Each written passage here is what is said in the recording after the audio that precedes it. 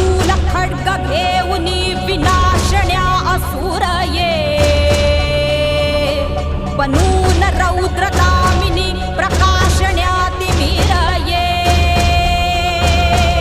प्रतीक नारी शक्तीचे वैष्णवी महेश्वरी तुझाच अंश राहू दे सदैव माझ्या अंतरी